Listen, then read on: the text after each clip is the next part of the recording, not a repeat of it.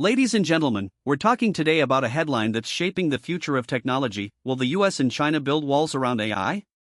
In just a few weeks, President Xi is set to meet former President Trump in Washington, and it's not about diplomatic handshakes. Experts believe it could mark a turning point in how our two superpowers manage the next wave of artificial intelligence. In Silicon Valley, conversation ran hot last week.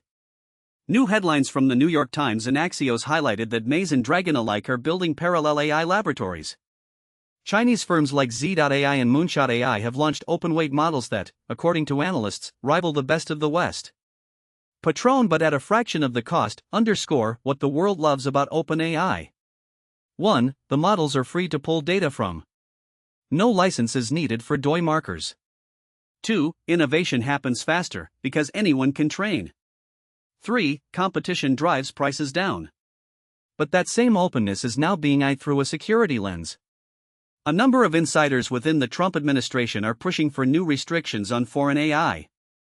They say the rapid strengthening of Chinese open-weight AI has the potential to bring about what content called a security threat. The Commerce Department already looked at placing several Chinese AI labs, Z.AI, Moonshot, and others, onto its entity list.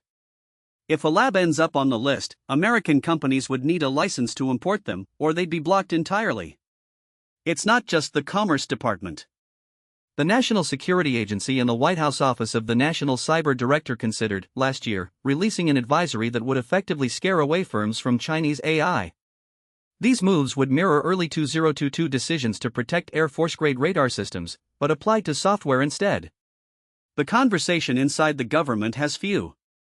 There are lined up powerful voices pointing out that anything that competes with the open-weight wish not sleep. Industry giants like Dario Amodei from Anthropic and Sam Altman from OpenAI support new licensing and safety testing. They argue that frontier models are dangerous if rolled out without stringent oversight. Here the lines are not clear. Are we looking at a fight for economic supremacy or a battle for global job security? Yet, outside those circles, the real consensus remains: open source AI is good because it forces competition on capability and price.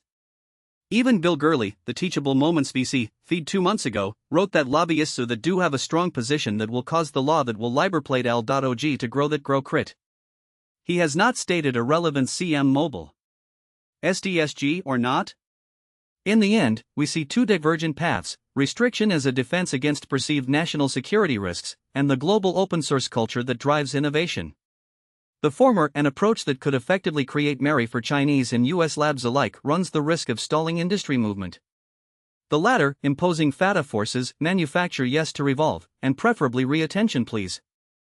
It remains to be seen how President Trump's office will convene with the inner circle of AI advisory, especially with the key participants among the hurricanes that have left that office, which, like Sachs, the former AI czar. In weeks, we live, it will be decided whether the US and China begin building walls around AI, or whether they'll cooperate by mutual standard sets.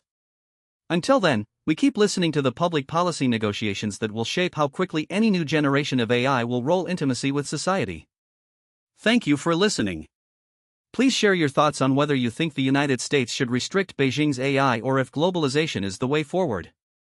And stay tuned, because the next episode will unpack how local economic competition might influence technology regulation further. Continue your digital makes innovation learnless. Until next time.